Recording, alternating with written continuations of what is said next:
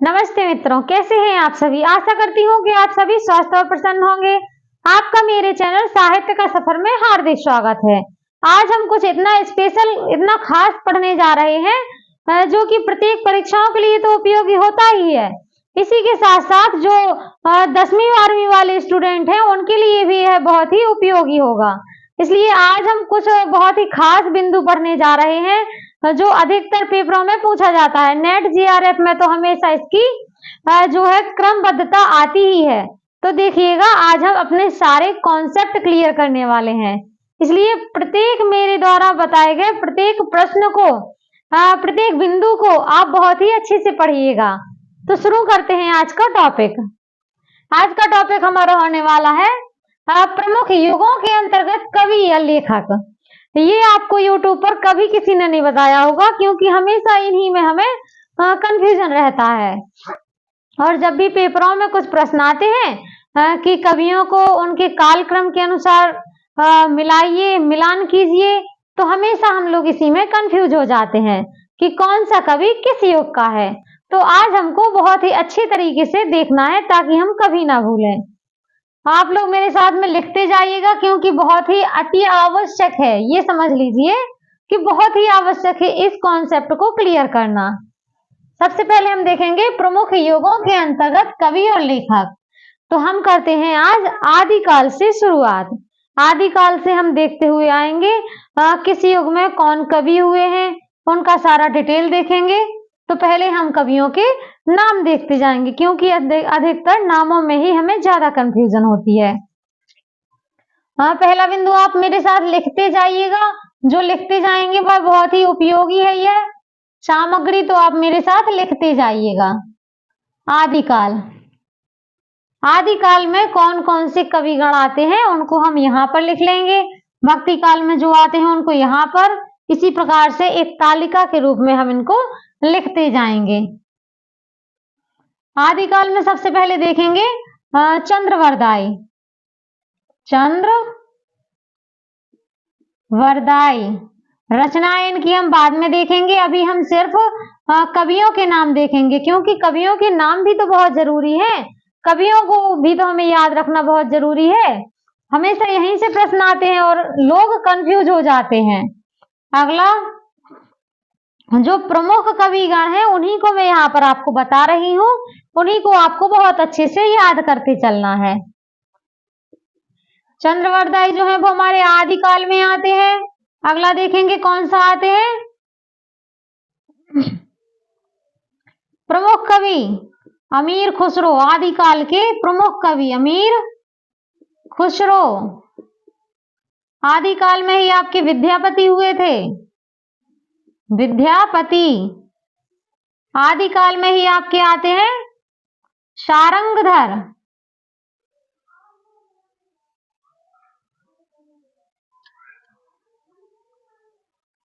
जितने कवि आते हैं हम उन सभी को लिखते चलेंगे। विजय,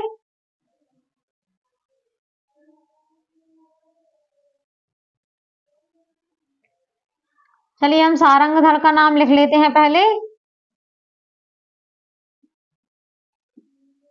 सारंगधर, हमीर रासो है इनकी रचना, सारंगधर की हमीर रासो।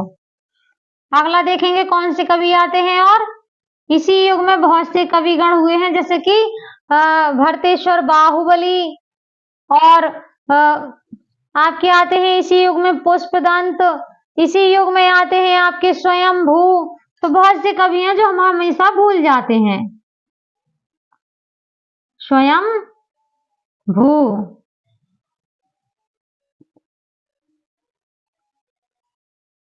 स्वयंभू इसी युग में होते हैं।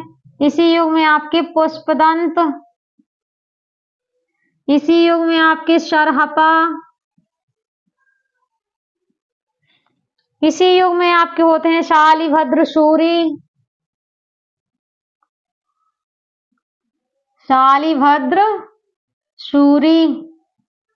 आपको लग रहा होगा कि आज मैं कौन सा टॉपिक लेके बैठ गई हूँ, जरा भी समझ में नहीं आ रहा। पर ये टॉपिक भी आपको पढ़ना बहुत ही, जितना आपको साहित्य पढ़ना जरूरी है उसी से ज्यादा जरूरी है आपको ये टॉपिक के ये क्लियर करने। क्योंकि प्रश्न हमेशा यहीं से पूछ लेते हैं कि इस युग के 2 कवियों के नाम बताइए, किस युग का कौन सा कवि है, किस युग के अंतर्गत कौन सा कवि आता है। तो ये सबसे ज्यादा जरूरी है आपको डिस्कस करना, मतलब कि जो भी आपके अंदर कंफ्यूजन रहती है कि ये कवि कौन से युग का होगा। यहाँ पर हम प्रमुख कवियों को ले रहे हैं। अगला देखेंगे इसी में नल सिंह भाट,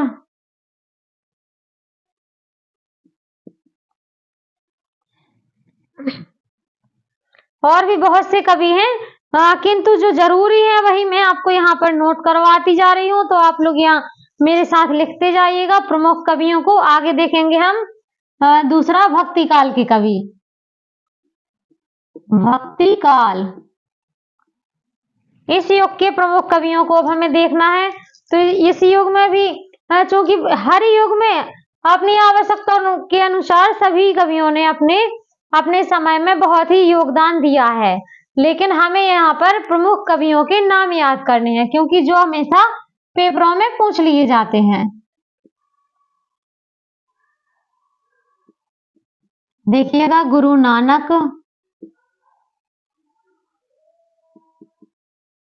रैदास,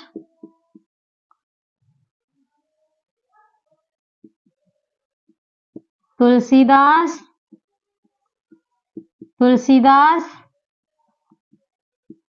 सूरदास, कबीर। आप लोग मेरे साथ लिखते जाइएगा क्योंकि यह बहुत ही महत्वपूर्ण आपको मैं बता रही हूँ बिंदु, इसलिए क्लास को जरा भी स्किप मत कीजिएगा। पूरा जो मैं यहाँ पे मैटर लिखवा रही हूँ आपको एक एक करके पूरे कंफ्यूजन दूर कर लीजिएगा। आगे देखेंगे इस युग में कौन आते हैं। जायसी, कुतुबन,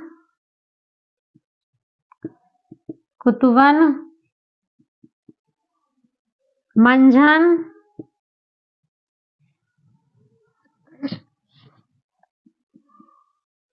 दादू दयाल भी इसी में आते हैं आपके।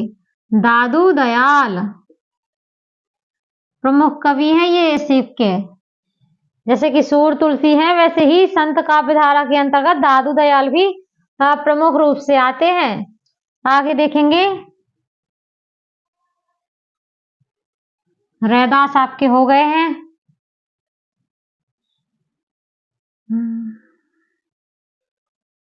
कुंभन, चतुर्भुजदास,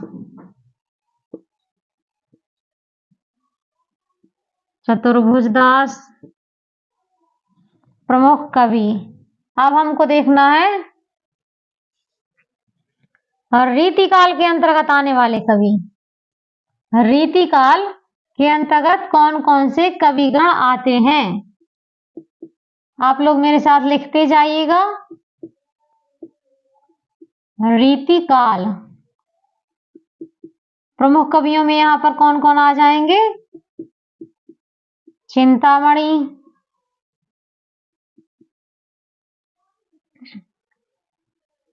केशव को कुछ लोग रीतिकाल में रखते हैं, कुछ लोग इनको भक्ति काल में रखते हैं, इसलिए यहाँ पर आप केशव को मत लिखिएगा क्योंकि इनकी कुछ रचनाएं हैं जो कि भक्ति काल में भी हमने पढ़ी हैं और रीतिकाल में भी हमें इनकी रचनाओं को पढ़ने को मिलना है। तो जो प्रमुख कवि हैं वही हम आपके यहाँ ले रहे हैं। बिहारी, अगले हो जाएंगे भूषण,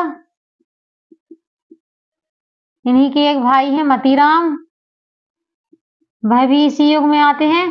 चिंतामणि, भूषण, मतीराम तीनों एक ही युग के कवि हैं और तीनों सगे भाई हैं, आपको इसलिए इन तीनों को याद रखना है। आगे देखेंगे आलम, घनानंद।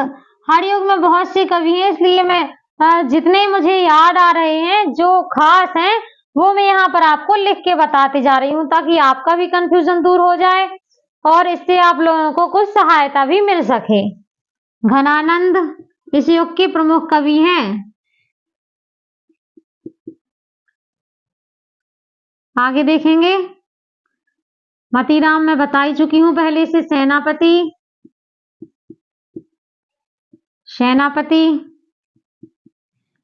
अब आते हैं आपके इसी में एक देव, जिनको कहते हैं देवदत्त। देवदत्त इनका पूरा नाम था। आगे इसी युग में और कवियों को देखेंगे हम, जैसे कि हो गए हैं आपके सतसई लिखी थी विहारी जी ने, और मतीराम ने लिखी थी, मतीराम सतसई। और इसी में आ जाते हैं आपके गोप कवि। कौन से? गोप कवि। इसी युग में आपके पूछ लिए गए थे जसवंत सिंह। जसवंत सिंह, ये सभी रीतिकाल के कवि चल रहे हैं। आप लोग याद रखिएगा, क्योंकि कवियों में हमेशा कंफ्यूजन होता है। नेट के पेपरों में भी अधिकतर पूछ लिया जाता है कि कवियों को क्रम से लगाइएगा, तो हम वहां पर रह जाते हैं कि कौन सा कवि किस युग का है। इसलिए आज मैंने सोचा कि क्यों ना कवियों का जो पार्टीशन अलग अलग किया गया है, विभाजन अलग अलग किया गया है, उनको आज हम कुछ कवियों को देख लेते हैं। आशा करती हूँ कि यह आपके लिए वीडियो बहुत ही उपयोगी होगा। आगे देखते हैं इसी युग में।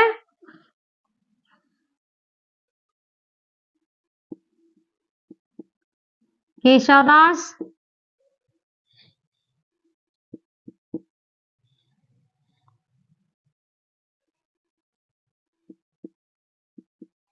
भिखारी दास। तो देखिए, यह हमारे 3 युगों के इतने प्रमुख कवियों को मैंने यहाँ पर समझा दिया है। अब हमको देखना है आधुनिक युग। तो आधुनिक युग, चूंकि आधुनिक युग के अलग से भाग किए गए हैं, इसलिए इसके बाद हम आधुनिक युग को देखेंगे। तो अभी आप इतना लिख लीजिए, इसके बाद मैं आगे आपको आधुनिक युग के प्रमुख कवियों को बता रही हूँ।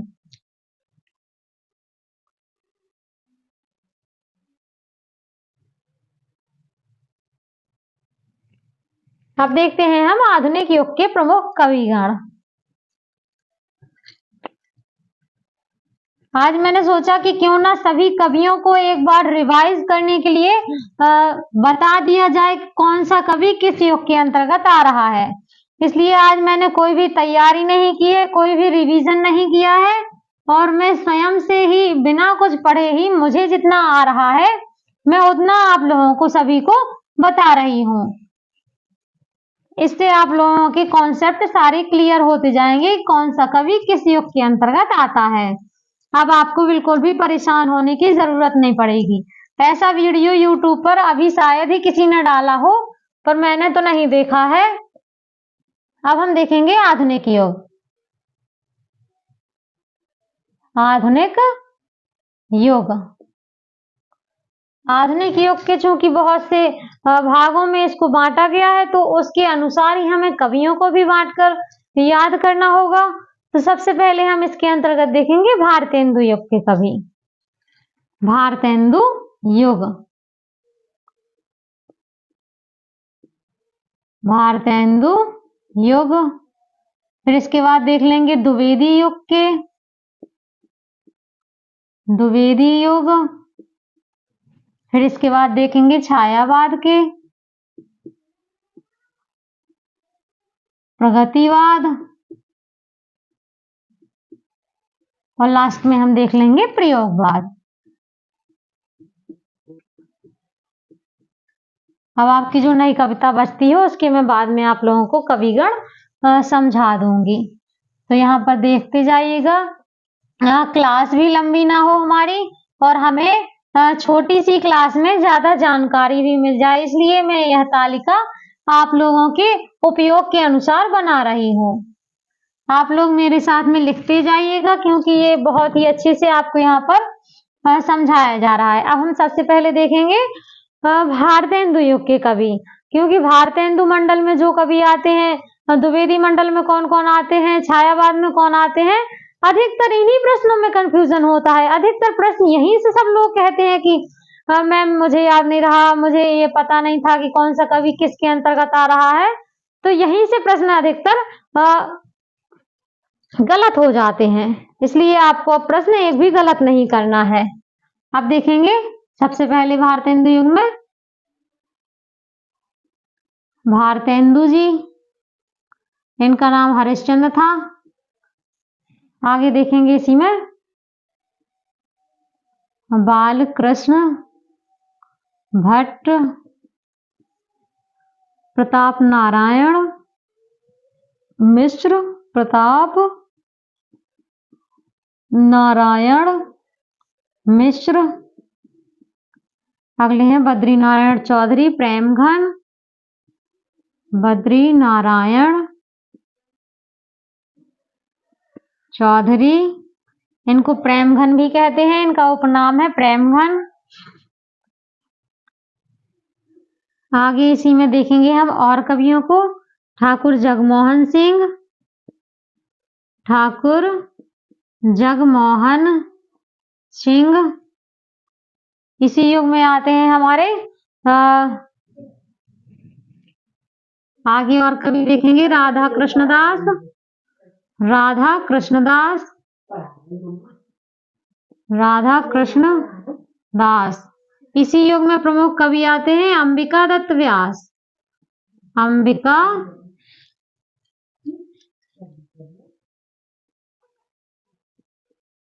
अंबिका दत्त व्यास, ये भी इसी युग के प्रमुख कवि हैं।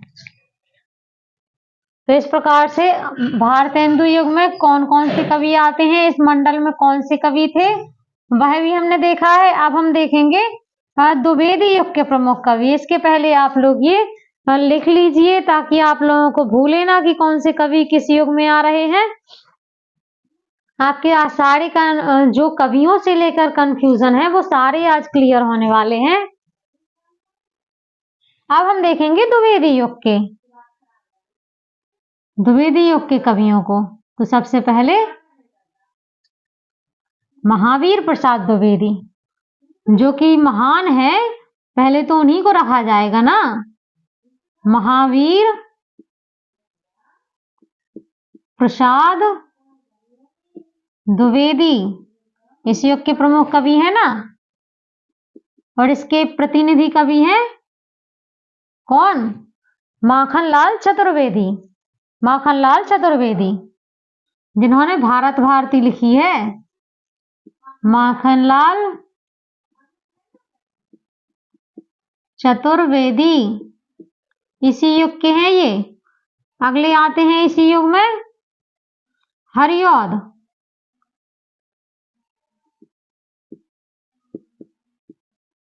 हरिऔध भी आपके इसी युग के हैं।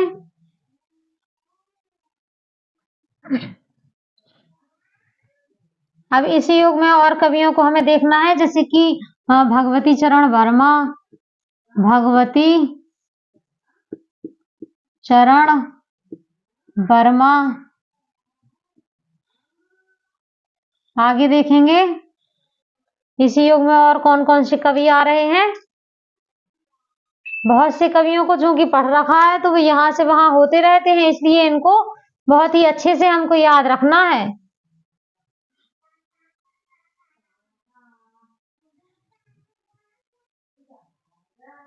शांति प्रिय द्विवेदी, शांति प्रिय द्विवेदी भी इसी युग में आते हैं। आप लोग मेरे साथ लिखते जाइएगा साथ में, क्योंकि ये जो कवियों का वर्गीकरण यहाँ पर आपको बताया जा रहा है, यह YouTube पर या शायद ही कोई बता रहा हो, पर मैं यहाँ पर यही बताना बहुत जरूरी समझ रही हूँ। इसलिए आज मैंने किसी बिना भी प्रिपरेशन के, बिना कोई तैयारी के ही मेरे मन में बस ख्याल आया कि आज मुझे कवियों को भागों के अनुसार, युगों के अनुसार आप लोगों को बताना है। आपको यदि वीडियो अच्छी लगे, क्लास अच्छी लगे, तो आप मेरे क्लास को लाइक कर सकते हैं, सब्सक्राइब कर सकते हैं। और यदि आपको इससे बेहतर कुछ अच्छा सा मटेरियल चाहिए तो आप मुझे कमेंट करके जरूर बताइएगा। आगे देखते हैं इसी युग में और आते हैं आपके प्रमुख कवि। क्या नाम है उनका?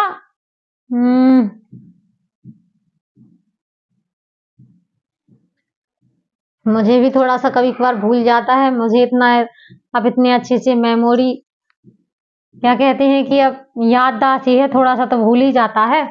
फिर भी मैं याद कर रही हूँ कि इस युग के और कौन से कवि हैं जो प्रमुख हैं। हाँ देखिएगा, आपके श्रीधर पाठक जो हैं इसी युग में प्रमुख हैं। द्विवेदी युग में स्वच्छंदतावाद के रूप में श्रीधर पाठक आते हैं आपके।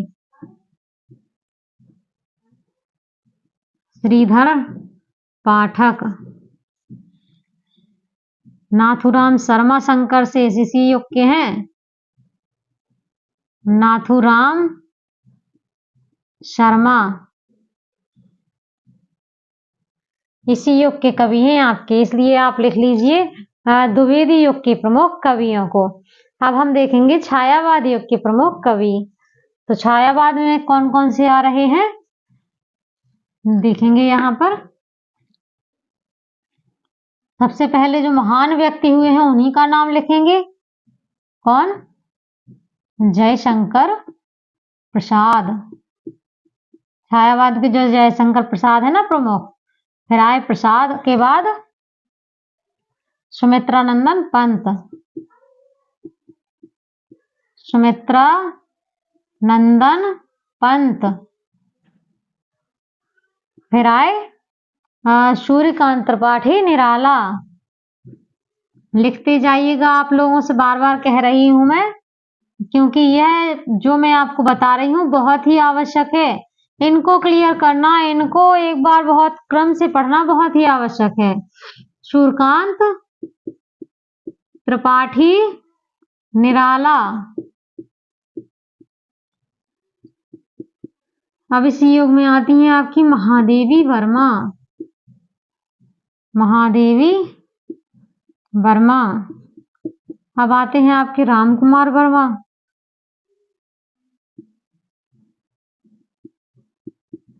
राम कुमार वर्मा, क्योंकि इनकी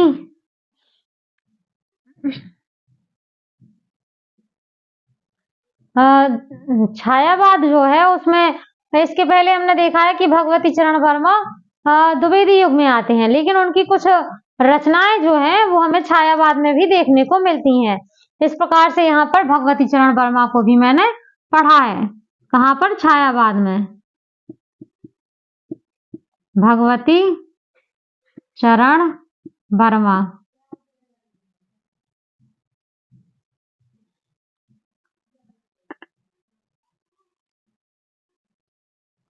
अब हम देखेंगे आगे प्रगतिवादी युग के कवि। अब हमें यहाँ पर देखना है प्रगतिवाद के।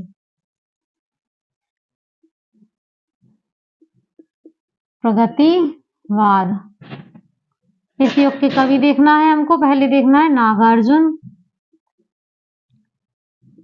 नागार्जुन। अगले इसी में आते हैं केदारनाथ अग्रवाल। केदारनाथ अग्रवाल। इसी युग में आते हैं आपके त्रिलोचन शास्त्री। त्रिलोचन शास्त्री। ये आपके प्रगतिवादी युग के कवि हैं। इसी में आते हैं आपके शिवमंगल सिंह सुमन। शिव मंगल सिंह सुमन। और इसी युग में आते हैं आपके रांघे राघव। रांघे राघव। तो ये आपको कवियों की ये जो श्रृंखला है, क्रमबद्धता है, यह आपको कैसी लगी आप मुझे जरूर बताइएगा। और आप ये सबसे पहले लिख लीजिए, क्योंकि लिखना यहाँ पर बहुत ही जरूरी है। यदि हमें कवियों को क्रम से याद करना है तो हमें उनको क्रम से लिखना जरूरी है। जब हम क्रम से लिख लेंगे कौन सा कवि किस युग के अंतर्गत आता है, तो हमें वो याद भी बहुत जल्दी हो जाएंगे।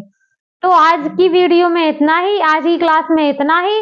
इसके आगे हम प्रयोगवाद जो है, प्रयोगवाद में तार सप्तक के कवियों की एक मैंने अलग से वीडियो बनाई है, तो जिसके पास भी मेरी वह क्लास नहीं है तो मेरे चैनल पर जाके देख सकता है। उसमें ताड़ सप्तक के जितने भी कवि हैं आपको बहुत ही बेहतरीन तरीके से ट्रैक के माध्यम से बताया गया है।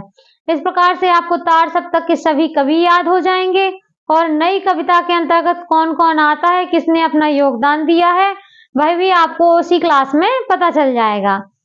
तो आशा करती हूँ कि आपको आज की यह क्लास जो कवियों का वर्गीकरण किया गया है प्रत्येक युगों के अनुसार, वह बहुत ही पसंद आया होगा। इससे आपका एक भी प्रश्न अब गलत नहीं होगा। आप क्योंकि जो कन्फ्यूज़न था वो सारा क्लियर हो गया है कि कौन-सा कवि किस युग के अंतर्गत आता है। यदि आपको इसी से संबंधित और भी क्लासेस चाहिए, तो आप मुझे एक कमेंट करके ज़रूर बताइएगा। मैं आपको इससे अच्छे से और भी बेहतरीन तरीके से समझाने का प्रयास करूँगी। सभी से निवेदन है कि जिसने मेरे चैनल पर जो नए हैं, उन्होंने मेरे चैनल को यदि सब्सक्राइब नहीं किया है, तो वह मेरे चैनल को सब्सक्राइब कर लें ताकि प्रतिदिन जो यहाँ पर मैं अध्यापन कार्य करवा रही हूँ, उसका नोटिफ़िकेशन आपको सबसे पहले मिल जाए और यही उपयोगी वीडियो जो मैं लाती रहती हूँ, वो सारे आपके लिए हैं, सभी के लिए हैं। इस प्रकार से आज के लिए इतना ही। जय हिंद, जय भारत, धन्यवाद।